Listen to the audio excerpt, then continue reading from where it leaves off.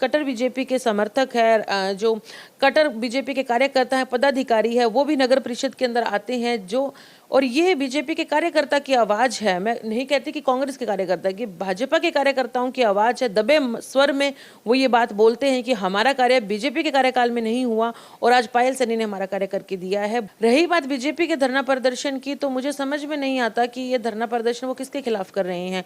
क्या वो चूरू नगर परिषद के 1.5 साल के कार्यकाल के खिलाफ कर रहे हैं, या फिर वो 35 साल के राज के खिलाफ कर रहे हैं। तो जब उनसे जवाब मांगा जाता है तो बड़ी हास्यास्पद स्थिति होती है कि उनके पास जवाब देने को ये भी नहीं रहता कि 35 साल में इन समस्याओं का समाधान क्यों नहीं हुआ। दर्शकों नमस्कार, एशियन टुडे और थार की आवाज़ हमारे चैनल में आपका स्वागत है। आप सभी का प्यार बेशुमार हमें मिल रहा है, और जो चुनावी समय है, चुनावी समय के दौरान जिस प्रकार से हम टिकट के दावेदार और जो संभावित विधायक के नाम सामने आ रहे हैं, उनसे हम चर्चा कर रहे हैं। इसी कड़ी में आज हमारे साथ हैं चूरू नगर परिषद की सभापति पायल सैनी।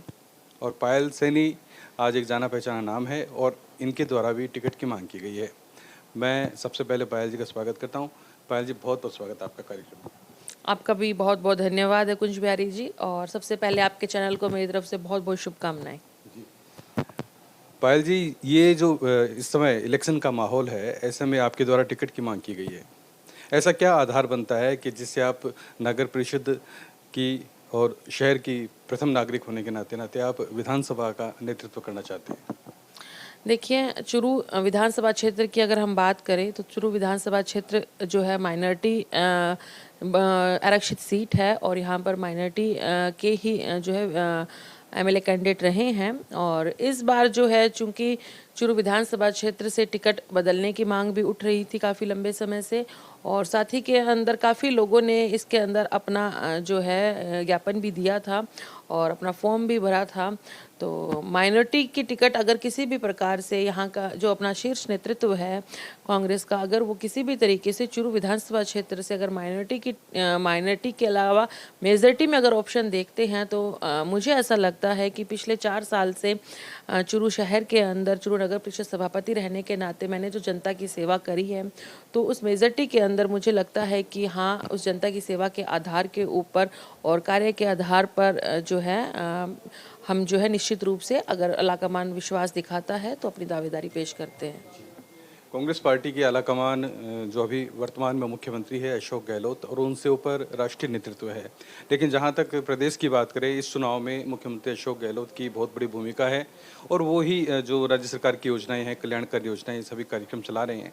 तो क्या लगता है आपको कि जो आपका खुद का फैमिली बैकग्राउंड है, आशाराम जी सैनी जो एडवोकेट हैं, वो कांग्रेस से सालों से जुड़े हुए हैं और विभिन्न पदों पर भी रह चुके हैं, क्या लगता है इसका लाभ मिलेगा आपको? देखिए, अभी जो है अगर हम देखें आगामी विधानसभा चुनाव को लेकर, तो निश्चित रूप से जो मेरे तायर ससुर हैं, हमारे पिताजी जो हैं आशाराम जी सैनी, उन्होंने काफ़ी समय से कांग्रेस को अपना समय दिया है। करीब 40 साल से वो अशोक जी गहलोत के साथ रहे हैं, और बड़ी ईमानदारी के साथ में उनके साथ में उन्होंने कार्य किया है, और राजनीति के अंदर हमेशा उनकी भागीदारी भी रही है। तो राजनीतिक परिवार से आने के लिए, आने की वजह से जो है इसके अंदर इच्छाएं रहती है इंसान की, हर इंसान की, उसका लाभ भी ज़रूर मिलता है। और लेकिन फिर भी अभी जो हमारा जो फोकस है वो विधानसभा क्षेत्र के अंदर किसको टिकट मिलेगी, किसको नहीं मिलेगी, ये सब कांग्रेस आलाकमान के ऊपर निर्भर करता है। अभी जो हमारा ध्यान है वो ये है कि जो हमारे पास में नगर परिषद का एक कार्यकाल बचा है, उसके अंदर कांग्रेस की सरकार के अंदर बेहतरीन से बेहतरीन कार्य जो है वो किया जाए, और चूरू शहर की जनता को लाभ दिया जाए। और आगामी जो विधानसभा हम चुनाव की बात करें, तो पूरा का पूरा चुनाव जो है वो एक ही शख्स के चेहरे पर लड़ा जाएगा, और वो है मुख्यमंत्री अशोक जी गहलोत, जिनकी योजनाओं का जो है जिनकी योजनाएं घर घर तक पहुंची है, और उनका प्रचार प्रसार अगर कोई व्यक्ति करता है और उन योजनाओं का लाभ दिलाता है, तो निश्चित रूप से जो कांग्रेस की सीट है, चाहे वो कोई भी उम्मीदवार हो, बड़े भारी बहुमत से जीत कर आएगी। आपने कहा था अभी बातचीत की शुरुआत में कि जो माइनॉरिटी मेजॉरिटी का एक वर्ग है, तो इस बार जो 31 दावेदार हैं कांग्रेस पार्टी की चूरू विधानसभा क्षेत्र से, उसमें सभी जाति वर्ग के हैं। क्या लगता है आपको कि जो जितने इंटरव्यू हमने भी किए हैं, आपने भी देखे हैं, कि जो ये स्थानीय और बाहरी मुद्दा है, ये कितना प्रभावी रहेगा टिकट वितरण में? देखिए, बाहरी और स्थानीय मुद्दा के अंदर मुझे नहीं लगता कि अगर हम स्थानीय की बात करें तो चूँकि आपको भी पता है, हमें भी पता है कि स्थानीय को लेकर रफ़ीक जी के प्रति जो बात रहती है, तो वो स्थानीय ही मानती हूँ मैं उनको, उनका पूरा परिवार यहीं रहता है और चूरू ज़िले के अंदर ही वो रहते हैं। और चुनाव जो पिछला चुनाव था वो मात्र 1800 वोटों से हारे थे। और तो माइनॉरिटी की अगर बात करें तो मुझे नहीं लगता कि रफ़ीक जी जो है वो सक्षम हैं और रफ़ीक जी का उनसे अधिक मजबूत कोई दावेदार होगा। और अगर मेजॉरिटी की बात करें तो मेजॉरिटी के अंदर अभी तो माइनॉरिटी आरक्षित सीट है, तो जब बाद में देखो आलाकमान का क्या फैसला होता है उसके ऊपर निर्भर करता है। एक और बात सामने आ रही है कि जब लोगों का यह भी कहना है कि चाहे कुछ भी हो जाए, जो रफ़ीक मंडेलिया है या मंडेलिया परिवार ही टिकट लेके आएंगे। यदि मंडेलिया परिवार की टिकट कटती है, जैसा कि रफ़ीक मंडेलिया और मकबूल मंडेलिया उन दोनों ने और आपको यहाँ नगर परिषद सभापति बनाने में बहुत ही अहम भूमिका निभाई, चुनाव से लेकर आपके जो पार्षदों की वोटिंग हुई तब तक, आपको लगता है कि जब फिर से अगर ऐसा मौका आएगा कि जब वो उनको टिकट नहीं मिल रही है तो वो आपका नाम आगे अपनी तरफ से कर दे कि भैया हमें नहीं तो आप हमारे सभापति पायल से उनको टिकट दे दें मेरी तरफ से? ज़रूर, ज़रूर, ये बातचीत हमारे बीच में हो भी चुकी है। रफ़ीक जी का स्नेह और उनका जो आशीर्वाद हमारे साथ में है और शुरू दिन से ही साथ में है। उनके बिना आज नगर परिषद का सभापति बनना भी संभव नहीं था और उन्हीं के आशीर्वाद से आज हम लोग सभापति बने हैं। और रफ़ीक जी के उनके सहयोग से ही अगर आगे हम राजनीति के अंदर आगे किसी भी क्षेत्र में जाते हैं तो बिना रफ़ीक जी के आशीर्वाद से वो हम चाहते भी नहीं हैं। तो और मुझे पूर्ण यकीन है, पूर्ण विश्वास है कि रफ़ीक जी जो है वो हमें राजनीति के अंदर और आगे ले जाने के अंदर पूरा सहयोग करेंगे। सभापति जी, शहर की सरकार नगर परिषद का सबसे पहला कर्तव्य होता है सड़क, सफाई, रोशनी, जल निकासी। तो इन मुद्दों को लेकर भारतीय जनता पार्टी की ओर से लगातार यहाँ पर जो कार्यकर्ताओं की ओर से समय समय पर प्रदर्शन किए जाते रहे हैं, क्या मानते हैं वो सिर्फ राजनीति है या वाकई ये समस्याएं मुँह बाई खड़ी है? इन समस्याओं को लेकर, इन शिकायतों को लेकर, इन आरोपों को लेकर आप क्या कहेंगे? देखिए, बात करें अपन चूरू शहर की, मैं चूरू विधानसभा क्षेत्र की बात ना करती हूँ, चूरू शहर की बात करती हूँ। तो मुझसे पहले बीजेपी का ही बोर्ड था यहाँ पर और मेरे चेयरमैन बनते ही जो धरना प्रदर्शन चालू हुए थे उसमें मैंने हमेशा कहा था कि मैं तो अभी बनी ही हूँ चेयरमैन, तो अभी समस्याओं को समझने का मौका तो मिलना चाहिए। लेकिन ये जो सारी समस्याएं हैं, ये 35 साल की जो समस्याएं थी, हमारे यहाँ के विधायक साहब है, 35 साल से चूरू की जनता उन्हें जिताती आई है और उनके द्वारा किसी भी समस्या को गंभीर नहीं लिया गया और किसी भी समस्या का स्थायी समाधान नहीं किया। 2 साल कोरोना के जाने के बावजूद भी अगर मैं मेरी बात करूं तो मैंने चेयरमैन बनने के बाद में, चेयरमैन बनने के कुछ समय बाद ही कोविड काल आ गया था। उस 2 साल के कोविड काल को अगर निकाल दिया जाए तो इन बचे हुए 1.5 साल के अंदर चूरू शहर की समस्याओं का हमने स्थायी समाधान किया है। सड़कों की अगर हम बात करें तो करीब 250 से 300 सड़कें हमने बनाई है और चूरू शहर की, चाहे वो मुख्य सड़कें हो, चाहे कब्रिस्तान हो, चाहे शमशान भूमियाँ हो, चाहे मंदिर मस्जिद, हर क्षेत्र को हमने देखा है, विद्यालय हो चाहे, तो सड़क जहाँ नहीं बननी चाहिए थी वहाँ सड़कें बीजेपी के राज में बनी थी और हमने उन जगहों पे सड़कें बनाई है जहाँ पर वास्तव में सड़कों की आवश्यकता रही है। और जल निकासी की भी बात करें तो अभी का जो इतनी बारिश चल रही है उसके अंदर भी आपने देखा होगा कि चूरू में पहली बार ऐसा हुआ है कि जो चूरू शहर का सुभाष चौक है वो जलमग्न नहीं हुआ, वरना जब इतनी बारिश हो जाती थी तो वहाँ पर 4-4 दिन तक हम लोग नहीं निकल पाते थे। और मैं खुद वहाँ पर ट्रैक्टर के ऊपर मैंने कई बार वहाँ पर दौरा किया है चेयरमैन बनने के बाद में, लेकिन अब ट्रैक्टर तो बहुत दूर की बात है, हम पैदल भी वहाँ से निकल सकते हैं और पानी जो है वो बिल्कुल भी नहीं ठहरता है वहाँ पर। तो इसका स्थायी समाधान हमने किया है, चाहे वो गासर गिनानी का हो, चाहे वो जोरी सागर का हो, चाहे वो सीवरेज का हो, चाहे वो ड्रेनेज का हो, सभी कार्य हमने करवाए हैं। चूरू शहर का सौंदर्यीकरण आपकी आंखों के सामने चालू हो चुका है। जल्द ही यहाँ पर चूरू विधानसभा जो हमारी जयपुर विधानसभा है उसके सामने की जो सड़क है, जो डिवाइडर है, वैसी ही हेरिटेज लाइटें चूरू में भी लगने जा रही है। और तिरंगा के अंदर फिर से जो है हमने एक बार दिवाली पर प्रयोग करके देखा था, चूरू की जनता को बेहद पसंद आया, वो तिरंगा लाइट भी हम लोग लगा रहे हैं, पार्क भी। तो मुझे नहीं लगता कि ऐसा कोई भी क्षेत्र है जिसको हमने अनटच छोड़ा हो। चूरू शहर की जो एक महिलाओं की टॉयलेट की बात थी, आज तक बीजेपी के राज में वो टॉयलेट भी नहीं बना था और वो टॉयलेट भी हम लोग बना रहे हैं। चूरू जो शहर का हमारा मुख्य बाजार है, रही बात बीजेपी के धरना प्रदर्शन की, तो मुझे समझ में नहीं आता कि ये धरना प्रदर्शन वो किसके खिलाफ कर रहे हैं। क्या वो चूरू नगर परिषद के 1.5 साल के कार्यकाल के खिलाफ कर रहे हैं, या फिर वो 35 साल के राज के खिलाफ कर रहे हैं। तो जब उनसे जवाब मांगा जाता है तो बड़ी हास्यास्पद स्थिति होती है कि उनके पास जवाब देने को ये भी नहीं रहता कि 35 साल में इन समस्याओं का समाधान क्यों नहीं हुआ। और मैं ये बात बड़े दावे के साथ कहती हूँ कि जिन समस्याओं को समाधान 35 साल में नहीं हुआ, मैंने उन समस्याओं का समाधान 35 महीने में करवाया है। और चाहे वो मेरी डिलीवरी हुई हो बेबी की, चाहे वो मेरी प्रेगनेंसी हो, चाहे वो जीवन का कोई भी बार त्योहार हो, मैंने हर दिन और हर जो समय है वो जनता को समर्पित किया है। जी, आपने तन मन से नगर परिषद के क्षेत्र की यहाँ की जो लाखों जो निवासी रहवासी है उनका आपने कह रहे हैं कि सेवा का आप दावा कर रही हैं। एक बात और सामने आ रही है कि जब ये आरोपों की आपने खंडन किया है, लोग कह रहे हैं कि जो यहाँ पर किसी भी काम को करवाने के लिए नगर परिषद में चक्कर काटने पड़ते हैं, काम नहीं हो पाते हैं, क्या इसके पीछे कितनी क्या सच्चाई है? देखिए, बात रही नगर परिषद में आने के चक्कर निकालने की या किसी भी तरीका का जो आरोप लगाया जाता है, जब किसी से उम्मीद होती है आदमी उसी के पास में जाता है। और अब हमने इतने कार्य करवाए हैं कि चूरू शहर के अंदर हर व्यक्ति को उम्मीद है।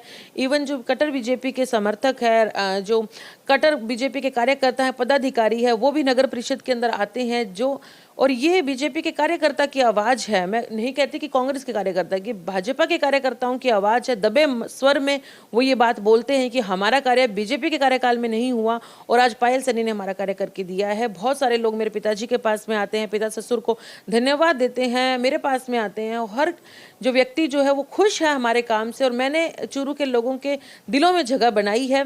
भाजपा इससे बुखलाई हुई है और उनके पास में अब आरोप लगाने को कुछ बचा नहीं है। और जब व्यक्ति जब सत्ता में होता है तो उसके खिलाफ जो आरोप, एक बने बनाए जो आरोप होते हैं, बार बार उन्हीं का जो है वो रट्टा जो इन्होंने पकड़ रखा है और तोते की तरह उसी को बार बार जो है ये रटते रहते हैं।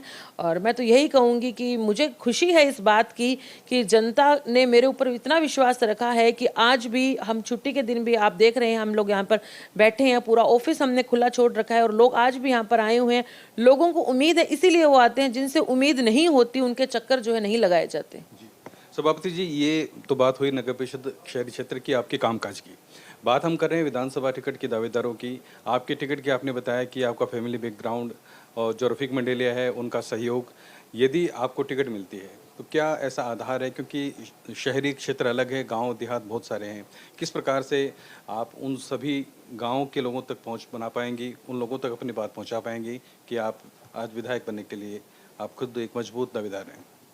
देखिए, इतना अधिक तो मैंने चिंतन मनन किया नहीं है इस बात के ऊपर, क्योंकि मैंने आपको पहले भी बताया कि अभी तक ये माइनॉरिटी की टिकट रिजर्व है। लेकिन हाँ, मैंने चूरू शहर के अंदर जिस प्रकार से मेरी कार्यशैली रखी है और जिस प्रकार से मैंने कार्य किया है, जो समस्याएं यहाँ पर सामने आई हैं, और उन समस्याओं को देखते हुए जितना मुझे समय मिला है, मैं 1.5-2 साल का ही समय मानती हूँ, कोविड काल को अगर निकाल दिया जाए तो उस समय से मुझे जो अनुभव हुआ है, मुझे ये लगता है कि एक शिक्षित होने के नाते और एक महिला होने के नाते मैं हर पहलू को छू सकती हूँ और हर महिला का दर्द जो है वो समझती हूँ और महिलाओं की क्या आवश्यकता है उन्हें समझती हूँ। और इसके साथ ही के अंदर दैनिक दिन, क्योंकि यहाँ पर रही हूँ पिछले 10 साल से, मेरी यहाँ पर शादी हुई है और जो चीज़ों की यहाँ पर कमी मुझे दिखती आई है, उन कमियों का मैंने हमेशा समाधान करने की कोशिश रही है। चूँकि सभापति होने के नाते गांवों तक अगर हम पहुँच की बात करें तो जो मेरे पिता ससुर है आशाराम जी, उनकी गांवों के अंदर काफ़ी अच्छी पकड़ है। और जब जब मैं गाँवों के अंदर जाती हूँ, देहात के अंदर हम किसी भी कार्यक्रम में जाते हैं तो गाँव के लोगों से बहुत प्यार और स्नेह भी मिलता है। तो निश्चित रूप से देहात की जो भी समस्याएँ हैं, जो भी गांव के लोगों की समस्याएं हैं, उनके समाधान के ऊपर जरूर जो है उनके ऊपर फोकस किया जाएगा। जी, यदि जब ऐसा कोई माहौल भी बन सकता है कि जो मंडेलिया परिवार है उनके और आपके बीच में टिकट को लेकर कोई प्रतिद्वंदिता, कोई आपस में टकराव, ऐसी स्थिति बन सकती है? नहीं, किसी भी हाल के अंदर, किसी भी रूप के अंदर ऐसी स्थिति नहीं बन सकती कि हमारे और मंडेलिया जी के परिवार के अंदर किसी भी तरीके की कोई भी प्रतिद्वंदिता आए, क्योंकि रफ़ीक जी को हमने एज ए फैमिली हम उन्हें मानते हैं। और जैसे मेरे पिताजी हैं, वैसे मेरे पिता ससुर है, वैसे ही रफ़ीक जी का मैं मान सम्मान करती हूँ। और उनके साथ मैंने आपको पहले भी कहा कि उनके सहयोग से ही आगे राजनीति के अंदर हम लोग आगे जो है अपना देखेंगे। तो प्रतिद्वंदिता वाली तो कभी कोई बात मुझे नहीं लगता कि हम परिवारों के बीच में कभी आएगी, ना आज तक कभी आई है। जी, सभापति जी, अंतिम सवाल, जो ये शहर की सरकार के आप मुखिया हैं, लोगों की बहुत सारी उम्मीदें हैं और करीबन 1 साल से भी ज़्यादा का समय आपका बचा है। क्या लक्ष्य आप लेके चल रही हैं? ऐसा चूरू शहर को आप क्या देना चाहती हैं? गैनाडी का जो काम है वो शुरू हो चुका है। आगे और क्या प्रोजेक्ट, कुछ ऐसा कुछ प्लानिंग आप कर रहे हैं जो आने वाले समय में लोग आपको याद रख सकें? देखिए, जब मैं सभापति बनी थी, जो मेरा पहला साक्षात्कार हुआ था, उस साक्षात्कार में मैंने जितने वादे पूरे किए थे जनता से, वो सारे वादे मैंने लगभग मेरे निभा दिए हैं या निभाने जो प्रोसेस है वो चल रहा है। अभी एक भी ऐसा वादा नहीं है जिस पे मैंने कार्य नहीं किया हो। अब रही बात आगे के मौके की, तो एक जो है मेरी दिली इच्छा है चूरू शहर के लिए, क्योंकि चूरू एक हवेलियां है यहाँ पर पुरानी और एक हेरिटेज यहाँ पर बहुत अच्छा संजोया हुआ है। मैं चाहती हूँ कि अगर मेरे पास में ताकत रहती है या मेरे पास में इस पद पे रहते हुए या किसी भी तरीके से, तो मैं ज़रूर, क्योंकि चूरू शहर का सौंदर्यकरण भी हो चुका है, सड़कें बन चुकी है और जो कार्य होने चाहिए थे, यहाँ के जल भराव की समस्याएं जो है उनका भी समाधान हो चुका है। तो छोटी मोटी जो समस्याएं थी चूरू शहर की वो सारी हो चुकी है, सीवरेज ड्रेनेज सब कंप्लीट हो चुका है। अब सिर्फ अगर बाकी बचता है तो मेरी नज़रों के अंदर जो यहाँ पर हेरिटेज प्रॉपर्टीज़ है उनको संजोने की जो है बात है, क्योंकि मैंने देखा है इस कार्यकाल के दौरान हवेलियाँ टूट रही है और अभी भी पट्टे के लिए भी जब लोग आवेदन करते हैं तो मुझे बड़ा दुख होता है कि लोग अपनी हवेलियों को तुड़वा के उसके ऊपर नए मकान बनाना चाहते हैं या जो यहाँ के जो मालिक है हवेलियों के वो यहाँ से दूसरी जगह पर रह रहे हैं। तो मेरी ज़रूर कोशिश रहेगी कि किसी भी तरीके से इस हेरिटेज को हम संजोए रखें और इनको यहाँ पर किसी ना किसी तरीके का एक ऐसा ट्रेडमार्क दिलवा सकें ताकि ये जो हमारा हेरिटेज है, यहाँ पर जो बाहरी लोग आते हैं घूमने के लिए, विदेशी सैलानी आते हैं, वो जो है और अधिक आएँ और जो हमारा चूरू है वो विश्व के मैप के ऊपर जो है वो दिखे अलग से। जी, सभापति जी, एक और व्यक्तिगत सवाल आपकी लाइफ से जुड़ा हुआ। आप पूरे घर परिवार को संभालती हैं, छोटे बच्चे भी हैं, तो आप आज इस पद पर बैठी हैं। आपके पति हैं नारायण बालान, उनका कितना सहयोग पहले रहा और आज कितना सहयोग वो किस तरह से एडजस्ट कर रहे हैं? क्योंकि आप हो ना हो अभी भी देखिए, आप आज शनिवार है लेकिन आप कार्यालय में बैठे हैं, काम कर रहे हैं, तो किस तरह से आपका और नारायण जी का तालमेल कैसे रहता है? देखिए, अगर नारायण जी के तालमेल के बिना मुझे नहीं लगता कि कोई भी स्त्री जो है वो अपने पति की या अपने जो जीवन साथी है उसके साथ के बिना बड़ा मुश्किल होता है। और मैं तो कल्पना भी नहीं कर सकती कि बिना नारायण जी के साथ के इस क्षेत्र के अंदर कैसे आगे बढ़ा जाए। बहुत बार ऐसा होता है कि हम दोनों को ही एक ही कार्य से दोनों को जाना होता है या कई बार अलग अलग भी जाना होता है। तो मेरी पारिवारिक जो नारायण जी के माता जी, पिताजी, मेरे सास ससुर हैं, वो भी मेरी अच्छी मदद करते हैं बाल बच्चों को रखने के अंदर। मेरी बच्चा जो है करीब 14 महीने का बच्चा है और जब वो 10 दिन का था तब मैं उसको छोड़कर आ गई थी फील्ड के अंदर कार्य करने के लिए। तब से परिवार ने बहुत अधिक साथ दिया है और नारायण जी ने भी, चाहे वो रात को कभी किसी भी कार्य से बाहर गए हुए, रात को चाहे 2 बजे भी जब वो आते हैं तो ज़रूर बच्चों के साथ में खेलना पसंद करते हैं। चूँकि बच्चा जो है मेरा रात को जगता है तो उसके साथ खेलते भी हैं और अगर बच्चे सो भी जाते हैं तो वो ज़रूर उनके पास लेट कर अपना समय जो है वो निकालते हैं। और कोशिश करते हैं हम लोग किसी भी तरीके से मैनेज करने की कि हफ्ते में नहीं तो 15 दिन में एक दिन जो है बच्चों को कहीं बाहर ले जाएं, उनसे बातें कर सके। तो है मुश्किल। जब राजनीति में हम होते हैं तो पूरा का पूरा समय जनता के लिए ही समर्पित हो जाता है, क्योंकि ये एक ऐसी जॉब है जो जिसमें टाइम की कोई बाउंडेशन नहीं है। आपको छुट्टी के दिन भी कार्य करना होता है, आपको रात में भी कार्य करना होता है। और मैं कई बार नारायण जी को शुरुआत में बोलती थी कि आप रात को अपना फ़ोन बंद नहीं रखते हो, तो वो बोलते थे कि जब रात में कोई व्यक्ति फ़ोन करता है तो ये समझ लो मुझे अगर फ़ोन कर रहा है तो बड़ी गंभीर समस्या उसको होगी, तो उस समय मेरा फ़ोन बंद नहीं रहना चाहिए। तो नारायण जी से भी काफ़ी कुछ मुझे सीखने को मिलता है, जनता के प्रति समर्पण की भावना। तो मैं यही कहना चाहूँगी कि बिना उनके तो इस क्षेत्र में आगे बढ़ने की कल्पना नहीं की जा सकती और पीछे जो एक बैक सपोर्ट होता है वो नारायण जी का रहा है। और मैं अपने आप को इस के अंदर बड़ी खुशकिस्मत समझती हूँ कि मुझे इतना अच्छा परिवार, इतना अच्छा ससुराल मिला है और ख़ास करके चूरू के लोग भी जिन्होंने मुझे बहू नहीं बेटी बनाकर रखा है और चूरू की जनता ने भी मुझे बेटी के रूप में ही देखा है। तो मैं सभी के लिए बड़ी शुक्रगुजार हूँ। तो दर्शकों, हमारे साथ सभापति पायल सैनी, जिन्होंने अपने राजनीतिक करियर और राजनीतिक आज जहां जिस पद पर वो बैठे हैं उन सभी मुद्दों पर बात की, फैमिली पर भी बात की, आने वाले भविष्य में भी इनकी जो तैयारी है, जो जिस उम्मीद के साथ ये चुनाव मैदान में उतरना चाहती हैं, अगर पार्टी आलाकमान और इनका राजनीतिक भविष्य ये इन्हें अनुमति देगा तो निश्चित रूप से ये विधानसभा के लिए भी दस्तक दे सकती है। आज के इस खास मुलाकात और चुनावी चर्चा के कार्यक्रम में एसिन टुडे के लिए मैं कुंज बिहारी ब्रिमीवाला।